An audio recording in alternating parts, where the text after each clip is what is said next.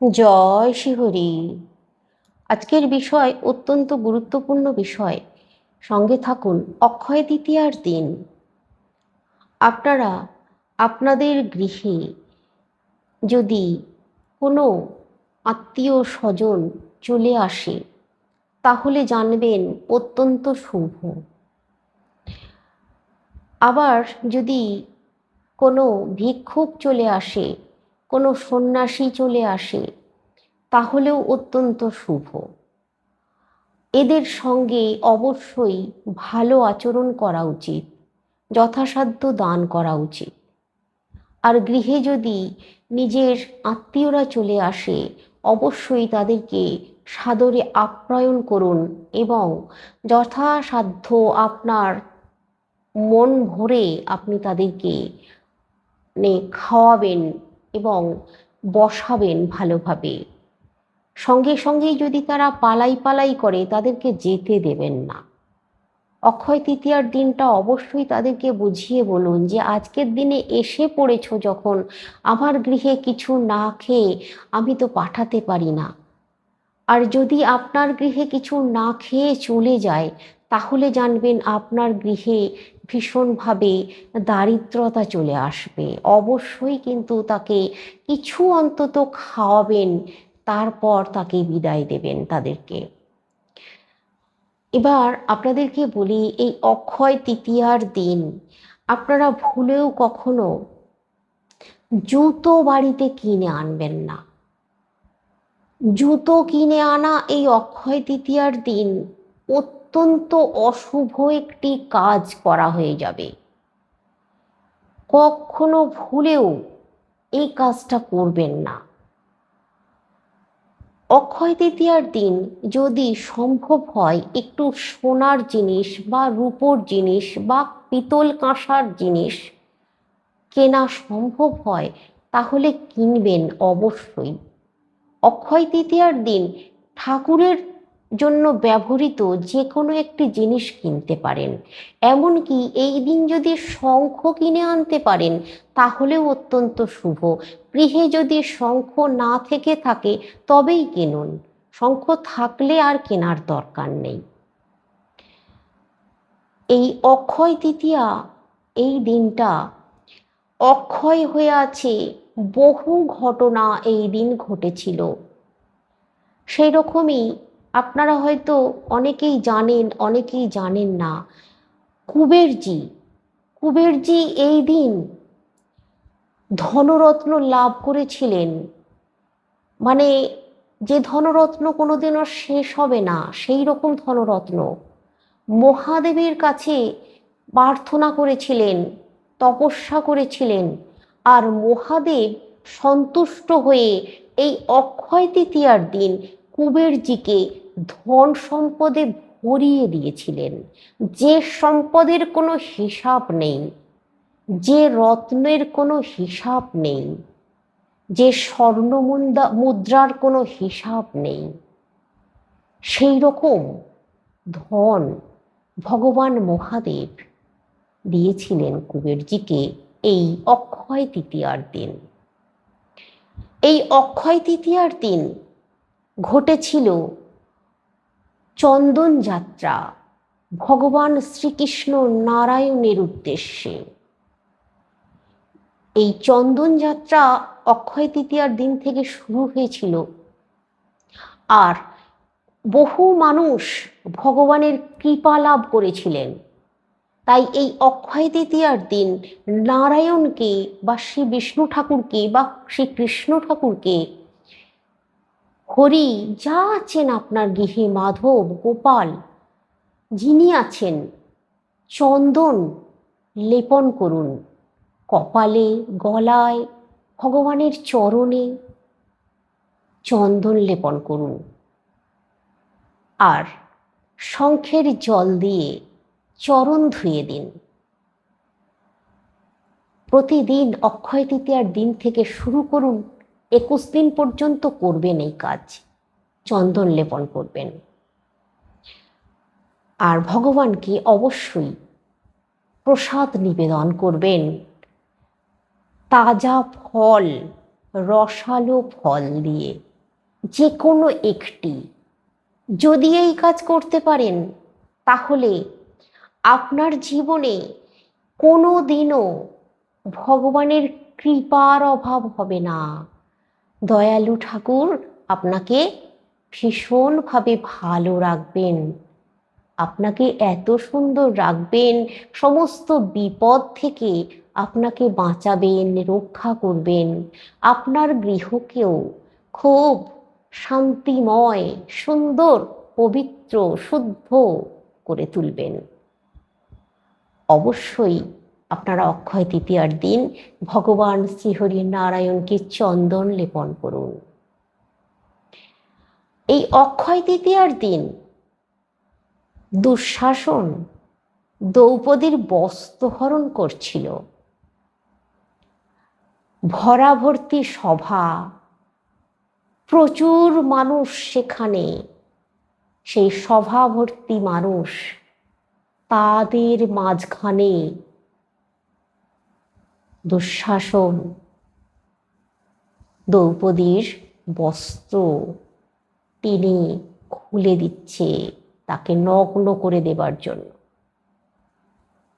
তখন দ্রৌপদী শুধুমাত্র ভগবান নারায়ণকে স্মরণ করলেন, ভগবান শ্রীকৃষ্ণকে স্মরণ করলেন, ব্যাস।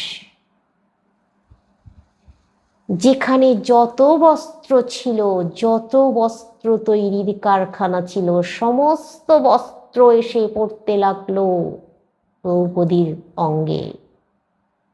সেই বস্ত্র আর শেষ করা গেল না। এই অক্ষয় তৃতীয়ার দিন এই ঘটনা ঘটেছিল, তাই অক্ষয় হয়ে আছে এই দিনটা। তাই খারাপ কাজ করলেও অক্ষয় হয়ে থাকবে, আর ভালো কাজ করলেও অক্ষয় হয়ে থাকবে।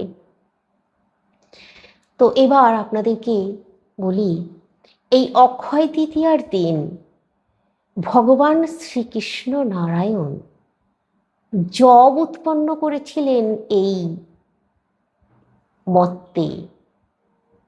সমস্ত প্রাণীকুল যে খাদ্য গ্রহণ করে বাঁচবে সেই কারণের জন্য। তো এই অক্ষয় তৃতীয়ার দিন জব উৎপন্ন করেছিলেন। আবার মা গঙ্গা, ভাগীরথী গঙ্গা মর্তধামে আগমন করেছিলেন এই অক্ষয় তৃতীয়ার দিন। যে গঙ্গার জল কোনোদিনও শেষ হবে না, অক্ষয় হয়ে থাকবে, তাই অক্ষয় হয়ে থাকলো। ভগীরথ রাজা প্রার্থনা করেছিলেন তার পিতৃপুরুষদেরকে উদ্ধার করার জন্য মা গঙ্গার কাছে, আর মা গঙ্গা তাই এই অক্ষয় তৃতীয়ার দিন মর্তে এসে গেলেন, অক্ষয় হয়ে রয়ে গেলেন। তো এমনই সব বিশেষ বিশেষ ঘটনা এই অক্ষয় তৃতীয়ার দিন ঘটেছিল। এই অক্ষয় তৃতীয়ার দিন আপনারা যাদের বাড়িতে ছোট ছোট বাচ্চা আছে, ছেলে মেয়ে আছে, বা আপনারা নিজেরাও আপনাদের বাবা মা আছেন, এই অক্ষয় তৃতীয়ার দিন প্রত্যেকের সঙ্গে হাসি মুখে চলবেন, আর বড়দেরকে প্রণাম করতে শেখাবেন বাচ্চাদেরকে, আর বড়দেরকে শ্রদ্ধা সম্মান করতে শেখাবেন। নিজের বাবা মাকেও সকালবেলা ঘুম থেকে উঠে প্রথম প্রণামটা করবেন। আপনার জীবনেও এটা অক্ষয় হয়ে থাকবে, আপনার পথ পরিষ্কার থাকবে, আপনার পথে কোনো কাঁটা বেঁধবে না, দেখবেন সারা বছর ভালো থাকবেন। এই অক্ষয় তৃতীয়ার দিন আপনাদেরকে বলি, আপনারা আপনাদের গৃহ থেকে কোথাও গিয়ে রাত্রি থাকবেন না, নিজের গৃহে থাকুন। আর নিজের গৃহে যে ঠাকুর দেবতারা আছেন তাদেরকে জল বিনা রাখবেন না, তাদেরকে অবশ্যই পুজো অর্চনা করবেন, ফুল নৈবেদ্য সাজিয়ে সুন্দর করে পুজো অর্চনা করবেন। যাদের দোকান আছে তারা অবশ্যই দোকান পুজো এই দিন করবেনই করবেন, নিজেরা হলেও করুন। সবসময় ব্রাহ্মণ দিয়েই করাতে হবে এমন কথা নেই। নিজের গৃহেও করুন, দোকানেও পুজো করুন। আর এই অক্ষয় তৃতীয়ার দিন আপনাদেরকে একটি সুন্দর কাজের কথা বলে দিই, যে কাজটা আপনারা আপনাদের আর্থিক উন্নতির জন্য, ধনসম্পদ বৃদ্ধি করার জন্য, যেহেতু কুবেরজি এই দিন ধনলাভ করেছিলেন, তো আপনারাও ধনলাভ করার জন্য এই কাজ করতে পারেন। এটা কিন্তু খুব ভালো একটি বিশেষ উপায়ের কথা বলছি আপনাদেরকে। আপনারা এই অক্ষয় তৃতীয়ার দিন সোনা রূপো যদি কিনতে নাও পারেন, একটু ধনে কিনে নিয়ে আসবেন। 100 গ্রাম 100 গ্রাম ধনে কিনে নিয়ে আসবেন। আর আপনাদের গৃহে যদি মানি প্ল্যান্ট গাছ আছে, তাহলে ওই ধনে বীজ ভালো করে ভিজিয়ে গঙ্গা জলে দিয়ে তামার ঘটিতে করে নিয়ে মানি প্ল্যান্ট গাছের উপর থেকে ঢেলে দিন। ওই ধনে বীজগুলো মাটিতে ছড়িয়ে যাবে, আর ওগুলোকে ঝাঁট দিয়ে সরাবেন না, যেন ওদের মানে ওই ধনেগুলোকে ওইভাবেই রেখে দেবেন। কিছুদিনের মধ্যে একটু লক্ষ্য রাখবেন, মাঝে মাঝে জল দেবেন। কিছুদিনের মধ্যে লক্ষ্য, এই অক্ষয় তৃতীয়ার দিন করতে বলছি আপনাদেরকে এই কারণে, এটাই দেখবেন অক্ষয় হয়ে থাকবে আপনার জীবনে। ওই জল দেবেন, কিছুদিন লক্ষ্য রাখুন, কিছুদিনের মধ্যে যদি দেখেন যে ধনে গাছ বেরিয়েছে, তাহলে জানবেন আপনি লাভবান হবেন, আপনার আর্থিক উন্নতি যোগ তৈরি হয়ে গেছে, আপনি ভগবানের কৃপা লাভ করেছেন। এবার আরেকটি কাজের কথা বলি। এটা আপনারা করবেন কি, চাল নিয়ে নেবেন, 1 মুঠো চাল, আতপ চাল 1 মুঠো হলেই হবে। আপনারা যদি সম্ভব হয় এই অক্ষয় তৃতীয়ার দিন একটু জোয়ারের গঙ্গা জল, আগে থেকে আনা থাকলেও চলবে, জোয়ারের গঙ্গা জল নিতে হবে কিন্তু। যদি সম্ভব হয় তো খুব ভালো হয়, আর যদি জোয়ারের গঙ্গা জল নাও হয় তাহলে এমনি গঙ্গা জলই নেবেন, কিছু তো করার নেই। তবে আর্থিক উন্নতির জন্য একটু কষ্ট তো করতে হয়, তাই একটু জোয়ারের গঙ্গা জল যদি এই দিন নিয়ে আসতে পারেন, এই অক্ষয় তৃতীয়ার দিন, যেই সময়টা জোয়ার হবে সেই সময় নদী থেকে, যদি কাছাকাছি নদী থাকে তো খুব ভালো কথা, তাহলে সেই সময়টায় চলে যাবেন। আপনারা মোবাইলে দেখে নেবেন কোন সময়টা আপনাদের ওই স্থানে জোয়ার লেগেছে, ঠিক সেই সময়টাতেই চলে যাবেন, গিয়ে একটু জোয়ারের জল নিয়ে চলে আসুন। আর যদি আবার এই অক্ষয় তৃতীয়ার দিনেই একটি পিতলের ঘটি কিনতে পারেন, বা তামার ঘটিও কিনতে পারেন, বা পিতলের ঘটি যদি একটি কিনতে পারেন, কিনে ওই জোয়ারের সময় নদীতে গিয়ে ওই ঘটিতে করে 1 ঘটি জোয়ারের জল তুলে নিতে পারেন। বেশি নয়, ওই নতুন ঘটিতে করেই 1 ঘটি জল তুলে নেবেন। ওই নতুন ঘটিটা ফাঁকা ঘরে নিয়ে আসবেন না। যদি ওই সময় জোয়ার নাও হয় তাহলেও কিন্তু নদী থেকে 1 ঘটি জল তুলে নিয়ে আসবেন। আর যদি, এটাও আপনাদেরকে বলে দিই, কারণ বলে দেওয়ার দরকার, অনেকেই বলবেন আমাকে, জানি যে আমরা কি তাহলে করব না, জোয়ারের জল পাবো না বা নদীর জল পাবো না বলে। হ্যাঁ, আপনারাও করতে পারবেন, আমি সেই মতোই বলে দিচ্ছি। দেখুন, আপনারা নতুন ঘটিটা এই অক্ষয় তৃতীয়ার দিনেই কিনবেন। কিনে আপনারা ওখানে যদি কোনো কল থাকে, টিউবওয়েল বা কিছু কল থাকে, আপনারা জল ভর্তি করে নিয়ে আসবেন। বা যে দোকান থেকে কিনছেন তাদের যদি পানীয় জল থাকে, সেই জলও অন্তত ভর্তি করে নিয়ে আসবেন। বা আপনারা আপনাদের গৃহ থেকে জল নিয়ে যেতে পারেন, তবে গৃহ থেকে জল না নিয়ে গিয়ে ওই বাইরের জলই যদি ভরে আনতে পারেন সব থেকে ভালো। আপনি যেভাবে সম্ভব আপনার পক্ষে আপনি জল ভর্তিতে ভরে বাড়িতে নিয়ে আসুন। এটা অত্যন্ত ভালো একটি পথ বলে দিচ্ছি আপনাদেরকে। আর এই অক্ষয় তৃতীয়ার দিনেই করুন। এবার করবেন কি, ওই জল ভর্তি ঘটি নিয়ে আসলেন, আর যদি জোয়ারের জল তো পেয়ে যান, কথাই নেই, ঘটি ভর্তি করে জল বাড়িতে নিয়ে চলে আসলেন। চলে এসে আপনাদের যেখানে ঠাকুরের স্থান আছে সেইখানে উত্তর দিকে বসান, আগে বসিয়ে রাখুন। তারপর স্নান সেরে শুদ্ধ হয়ে যদি স্নান সেরে যান তাহলে আর স্নান করার দরকার নেই, আর না হলে আপনি স্নান করুন, এসে স্নান সেরে শুদ্ধ বস্ত্র পরে ওই ঘটিটার মুখে একটি লাল সুতো কিনে নিয়ে আসবেন। লাল সুতোয় দূর্বা ঘাস 11টা নিতে হবে। দূর্বা ঘাস লাল সুতোয় বাঁধবেন। লাল সুতোয় বেঁধে 7টা গিঁট দেবেন। 7টা গিঁট দিতে হবে, ওই দূর্বা ঘাসের ওপরে ওপরেই 7টা গিঁট দিয়ে দিতে হবে। মোট 7টা গিঁট ওই দূর্বা ঘাস যে তাতে বাঁধছেন 7টা গিঁট দিতে হবে। দিয়ে ওই ঘটের মুখে বেঁধে দেবেন। ঘটের মুখে ভালো করে বেঁধে দেবেন। এবার আপনাদেরকে বলছিলাম যে আতপ চাল নেওয়ার কথা।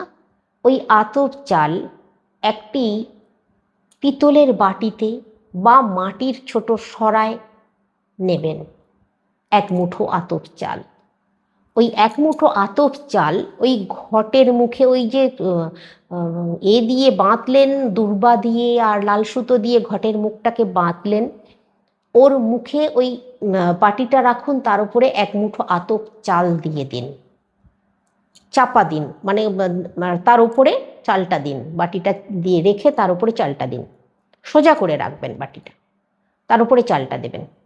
দিয়ে এবার আপনারা করবেন কি, ওর ওপরে যদি বাড়িতে কোনো রূপোর কোনো জিনিস থাকে, যে কোনো রূপোর টুকরো হলেও চলবে, একটি ছোট্ট রূপো চাই, ওই চালের ওপরে দিতে হবে।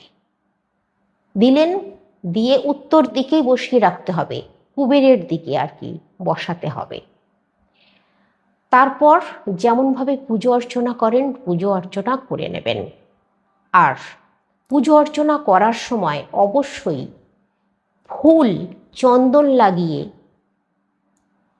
নারায়ণের নাম নিয়ে ওই বাটির উপরে ওই চাল, ওই যে রূপো রেখেছেন তার উপরে দেবেন। অবশ্যই নারায়ণের চরণে আগে ফুল চন্দন লাগিয়ে নারায়ণের চরণে লাগাবেন, তারপর ওই ফুল ওই বাটিতে দেবেন। এইভাবে 3 বার ওই বাটির উপরে ফুল দেবেন, নারায়ণের চরণে লাগাবেন, বাটির উপরে ফুল দেবেন। বা মা লক্ষ্মী আছেন, মা লক্ষ্মীর ঘট আছে, ওইখানে আপনারা আগে লাগাবেন, তারপর বাটির উপরে দেবেন। এইভাবে আপনারা এই দিন শুধু ভগবানকে স্মরণ করুন আর এই কাজটা করুন। কিন্তু এই যে কাজটা করলেন, এই কাজটার সঙ্গে সঙ্গে পরের দিন তুলে নেওয়া যাবে না। এটাকে আপনাদেরকে অন্ততপক্ষে 21 দিন রাখতে হবে। আর 21 দিনই প্রতিদিন এই অক্ষয় তৃতীয়ার দিন থেকে চন্দন লাগিয়ে ওই ঘটের উপরে দিতে হবে, শ্রীহরির চরণে ছুঁয়ে ঘটের উপরে দিতে হবে। 21 দিনই কিন্তু করতে হবে এই কাজটা। দেখুন, এমনি এমনি তো কিছু প্রাপ্তি হবে না, তার জন্য একটু কষ্ট তো করতেই হবে। প্রতিদিনই কিন্তু সকালে স্নান সেরে কাজটা করতে হবে, নারায়ণের চরণে দিতে হবে, তারপর ওই ঘটের উপরে দিতে হবে। এই কাজটা করতে হবে।